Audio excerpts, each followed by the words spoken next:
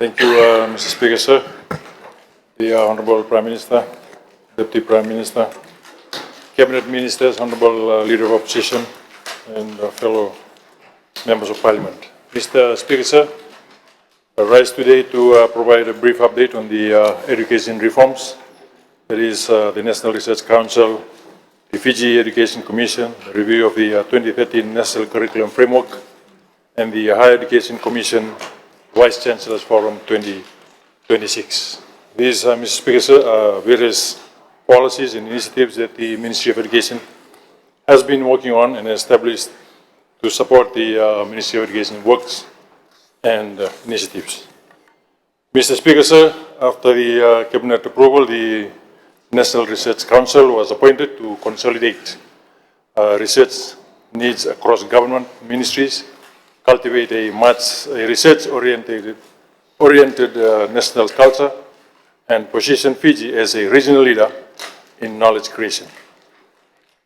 The Ministry of Education has successfully convened the 2026 National Research Council, with interim council members being led by Professor Dharmendra Sarma, with distinguished members such as Professor Satish Chand, Dr. Penueli Emi, Professor Stephen Rutuva, Dr. Teresi Hundilo, Dr. Shobna Maharaj, Professor Bibia Sarma, and Mr. Choeli Nitoka.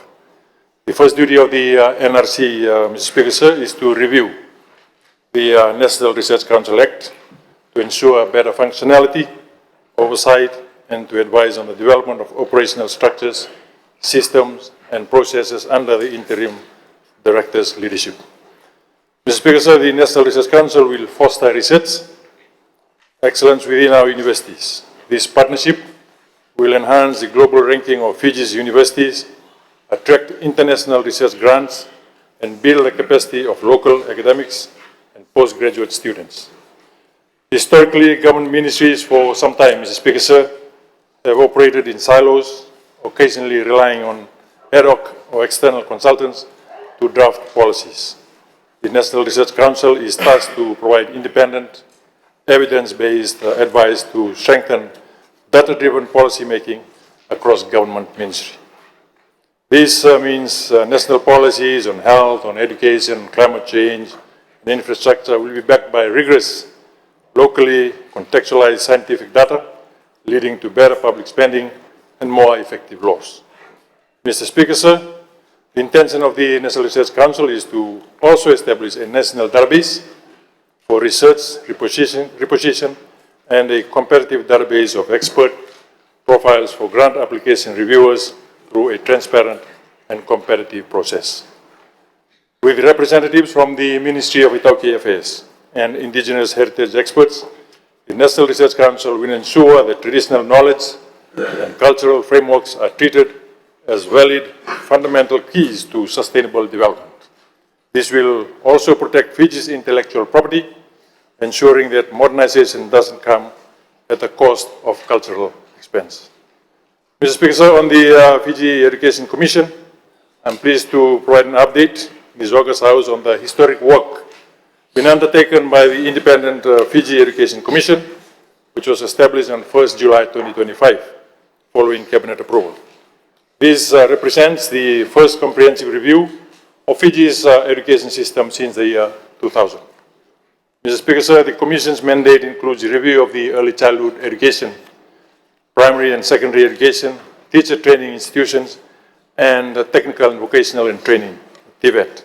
And I'm pleased to report that the Commission is systematically moving forward, blending international policy standards and traditional Fijian values of Talanoa to maintain cultural authenticity and stakeholders' inclusivity. Mr. Speaker, sir, the Commission has conducted extensive consultations with senior officials and directors across all key functional areas of the Ministry of Education. It has further engaged with vital sector partners and statutory bodies.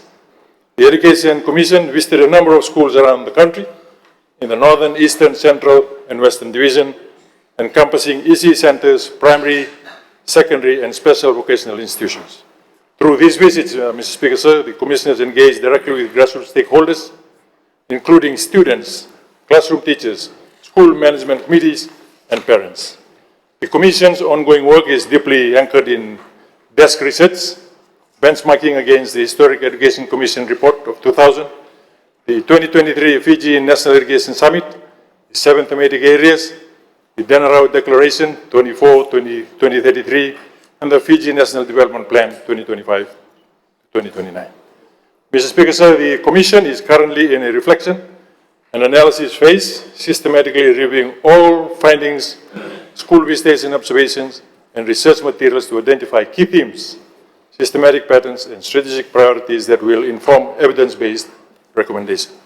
The Commission remains on track, Mr. Speaker, sir, to deliver its final report to my office by the end of July this year, providing the government and all stakeholders with evidence-based strategic recommendations for transforming Fiji's education sector. Mr. Speaker, sir, on the review of the 2013 National Curriculum Framework, complementary to our broader legislative and structural reforms, I am proud to announce that the Ministry of Education has also officially launched the comprehensive review of the National Curriculum Framework. The existing framework was last reviewed in 2013, which was over a decade ago, and is severely outdated. The revised National Curriculum Framework will act as a modern bridge, fully aligned with the 2023 Denarau Declaration, the National Development Plan, and the Vision 2050, the Pacific Regional Framework, and global benchmarks such as the Sustainable Development Goal 4. To ensure our curriculum addresses Fiji's 21st educational demands, I have appointed 2 exceptionally qualified local consultants to lead this review. Ms. Rokumboa Nayanga, a seasoned education leader with over 50 years of experience in sector governance and curriculum development, and Dr. Ham Dayal, a senior lecturer in education at the University of the South Pacific. On 13 May 2026, the Ministry successfully convened the Fiji National Curriculum Review Framework Inception Workshop to spearhead this process. The workshop was anchored on the theme Reimagining Fiji's Curriculum for 2026 and beyond, affirming the nation's education initiative, and the workshop aimed to bring together key stakeholders to initiate discussions, validate the scope, and outline the roadmap of the FNCF review. Participants engaged in the thorough examination of the 2013 FNCF identified key challenges and gaps, and this analysis provided a firm foundation for the comprehensive review of the 2013 FNCF and reaffirmed the Ministry's commitment to ensuring that the education policies remain effective, remain relevant, and aligned to the needs of all learners. What is highlighted, Mr. Speaker, sir, is the need to extend coverage to areas such as character building, values education, critical thinking, creativity, problem solving, leadership, resilience, and life skills. This NCF Inception Workshop focused on critical curriculum transformations, which include integrating TVET and entrepreneurship skills from early childhood education through to year 13, creating a clear, flexible learning pathways, preserving and teaching culture, traditional skills, and indigenous languages at the lower primary level, alongside foreign languages in secondary schools, promoting digital and information technology, including artificial intelligence and virtual simulations into everyday classroom pedagogy, and developing comprehensive bilingual resources and creating strong unified support mechanism across formal, informal, and non-formal education sectors.